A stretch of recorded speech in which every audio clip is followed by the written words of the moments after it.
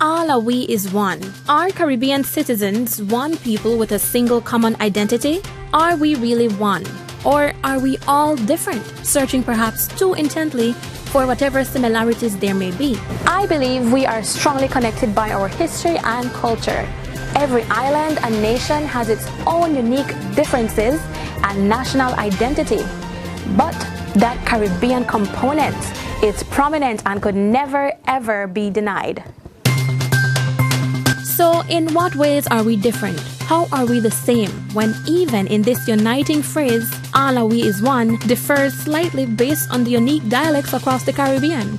In Belize we would say, all are we da one. The languages of the Caribbean reflect the region's diversities as well as the similarities in history and culture.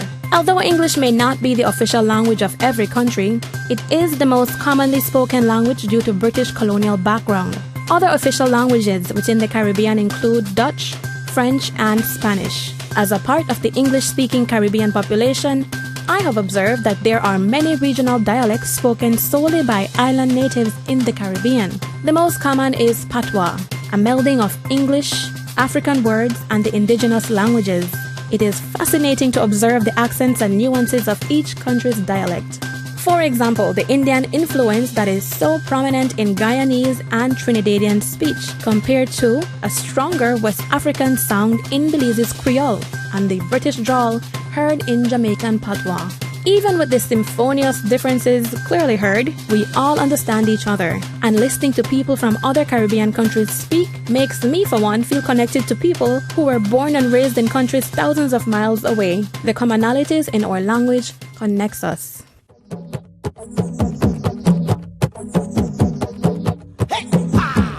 Music and culture. Every year, on September 20, the eve of Belize's independence, Machel Montana headlines a large concert where thousands of Belizeans gather in celebration. Last year, I attended with a group of friends, some of which were Belizeans and some Bahavians who now live in Belize. Now, there are some notable differences in the mannerisms of these Bahamian friends that distinguishes them from Belizeans. For one, they dress more formally in social settings. Belizeans will interject with puns and innuendos in just about every conversation. We do so in parliament, we do so in church, in a court of law, and in intellectual debates among friends.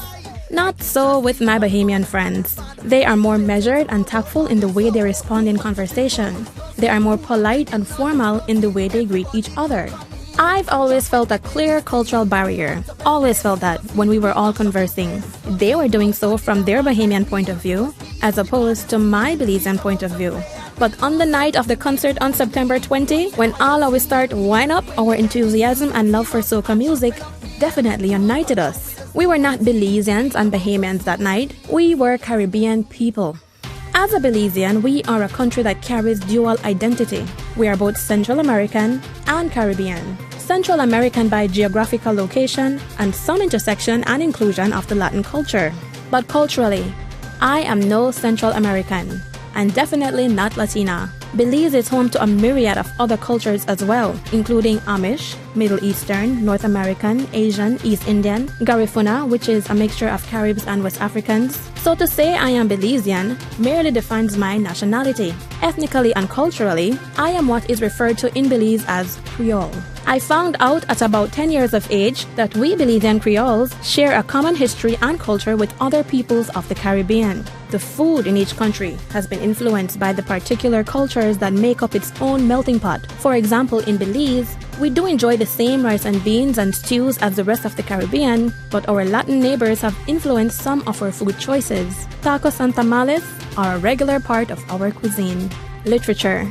Reading Caribbean stories like The Wooing of Beppo Tate, The Schoolmaster by Earl Lovelace, and Green Days by the River, among others, offered a passport to these other countries where I was able to connect with the cultures in the Caribbean countries miles away, even better than I could connect with other cultures in my own country, all because of the shared history and traditions that we, the Belizean Creole people, have in common with the wider Caribbean. Many of our folklores and traditions are the same. That is because Caribbean folktales are mainly from West African origin, brought to the Caribbean through the tragedy of slavery. Bra Anansi, for one, shows up in many of our stories as a wise old trickster. We've all enjoyed Bra Anansi stories growing up. Let's talk about gender roles in the Caribbean. we will begin with our concepts of femininity. The Caribbean woman is nourishing and motherly. Though more silent, she persuades with quiet dominance. In marriages and in the household, she is the neck that turns the head. These feminine values could be traced back to Neo-Indian times, where women in society were seen as fertile, not only in a reproductive context, but also in terms of a practical, productive context. As such, they were responsible for the planting, nurturing, and harvesting of crops. Masculinity in the Caribbean is associated with the number of offspring a male is able to spawn, how good a man could hold a rum, and how socially dominant he is.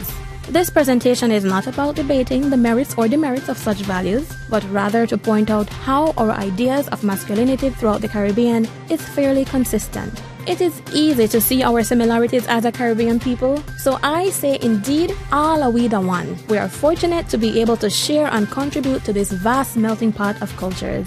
Because of this, we get to enjoy the best in food, music, and traditions.